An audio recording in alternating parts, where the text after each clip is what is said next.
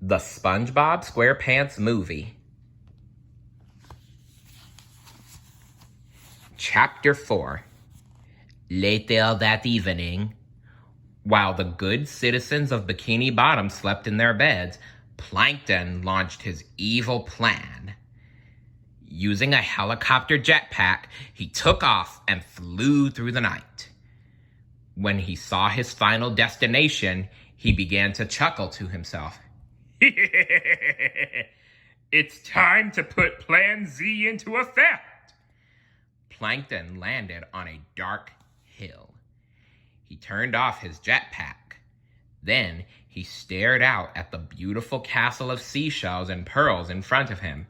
My evil plan starts right here, at the undersea castle of King Neptune, Plankton said to himself.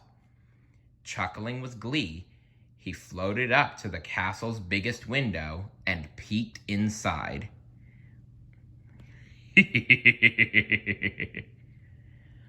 On his giant throne sat the great merman, King Neptune. Neptune, the king of the sea, had a long beard and a big fishtail. He held his mighty trident in one hand, and on his head sat his golden crown. To Plankton, the king seemed enormous. Well, considering how small he is, there's probably nothing that doesn't seem enormous to him. Next to the king was his little daughter, Mindy. She was a very pretty mermaid with big eyes and a bright smile. Just then, the squire entered and blew his horn. A squire is like a knight in training.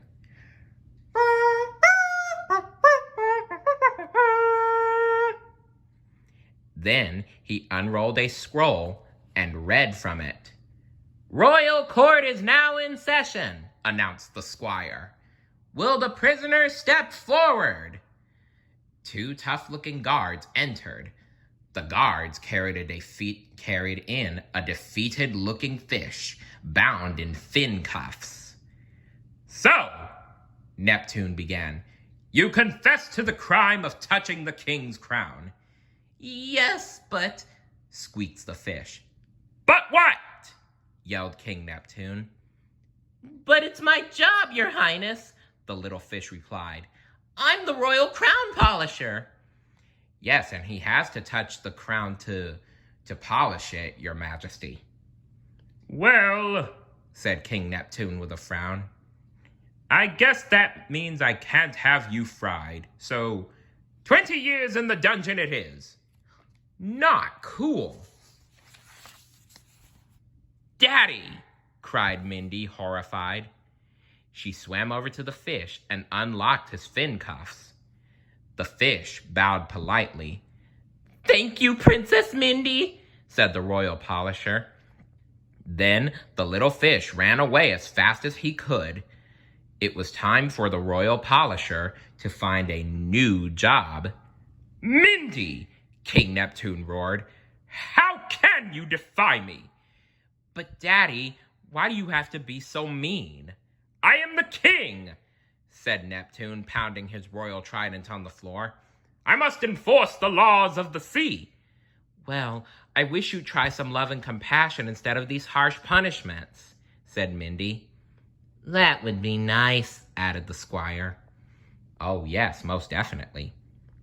The king bonked the squire on the head with his trident. "Squire, clear the room," demanded Neptune. "I wish to speak to my daughter alone." King Neptune reached up and pulled off the heavy crown, revealing his shiny, bald head. Then he showed it to his daughter. "What is this, Mindy?" asked the king. "Your crown?" asked Mindy uncertainly. "And what does this crown do, Mindy?" asked Neptune. Mindy thought about it. "Covers your bald spot?" she guessed. "It's not bald," the king bellowed defensively. "It's thinning. After Neptune calmed down, he set his crown on the royal pillow and leaned forward. This crown does more than cover this crown does much more than cover a slightly receding hairline, said the king. This crown entitles the one who wears it to be in charge of the sea.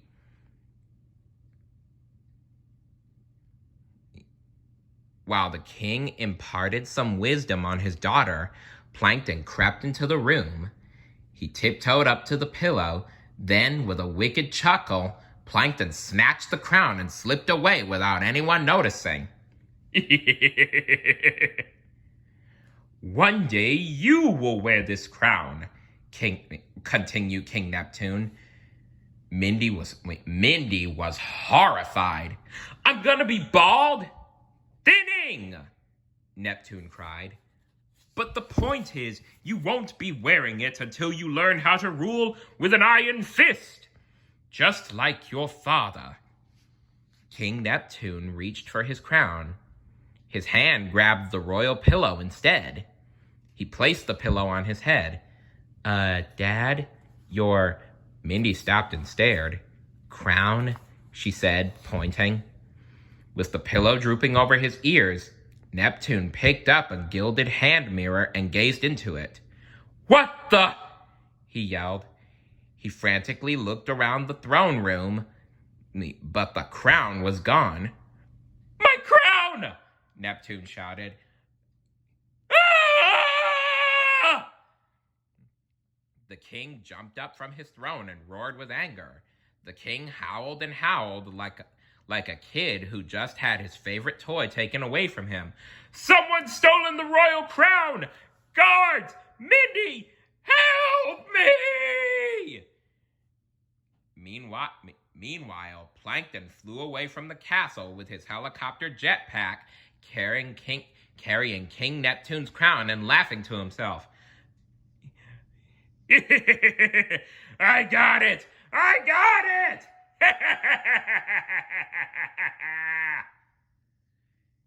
As he flew back to Bikini Bottom, he passed over Goofy Goober's party boat. The joint was rocking and music was blasting. A crowd of young fish were chowing down on delicious Goofy Goober's ice cream treats. The staff was rushing from table to table, delivering towers of ice cream. There was ice cream covered with gobs of chocolate and piles of whipped cream.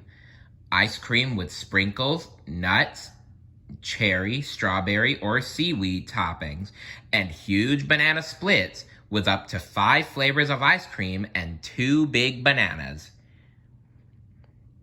And in the middle of all the fun and eating came an announcement. Hey, all you goobers, it's time to say howdy to your favorite undersea peanut. Then the curtains parted and Goofy Goober, a large mechanical peanut, danced out in all of his peanut glory. Howdy, Goofy Goober! All the fish cried. Goofy Goober tipped his peanut hat and tapped his shoes. Hey, fellow Goofy Goobers, he said. It's time to sing. And as he did, the audience cheered. Oh, I'm a Goofy Goober, yeah, he sang.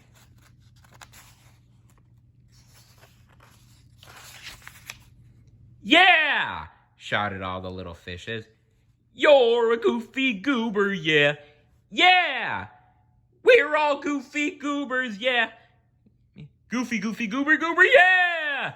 Ha ha ha! Everyone was singing and scarfing down ice cream and having a good time. Well, almost everyone. At the ice cream bar, one sad little sponge sat alone crying in his soda.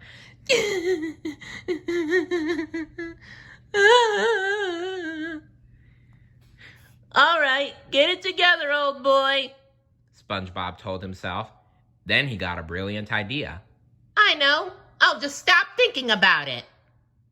SpongeBob stared at nothing for a long time.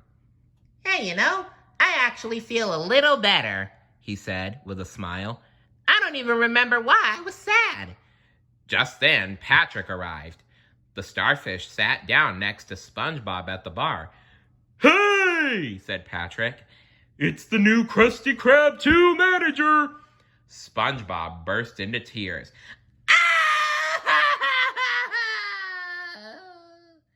Oh, Patrick, now look what you did. Wow, the pressure's already setting in, said Patrick. No, Patrick, you didn't understand, SpongeBob said. I didn't get the promotion. Patrick was shocked. What? Why? Mr. Krabs thinks I'm a kid, said SpongeBob. What? Patrick cried, slapping his head. That's insane! I know, said SpongeBob. Well, saying you're a kid is like saying I'm a kid, said Patrick. Exactly, said SpongeBob. The waiter set a tray in front of Patrick and said, Here's your Goober meal, sir. Hey, said Patrick suspiciously. I'm supposed to get a toy with this? The waiter tossed Patrick a stuffed peanut. Thanks, said Patrick, cuddling it. SpongeBob sighed. I'm gonna head home, Pat. The celebration is off. Are you sure? said Patrick with a frown. Yeah, I'm not in a goober mood, said SpongeBob as he rose from his bar stool, and he turned to go. Just then, the waiter returned with a towering ice cream sundae.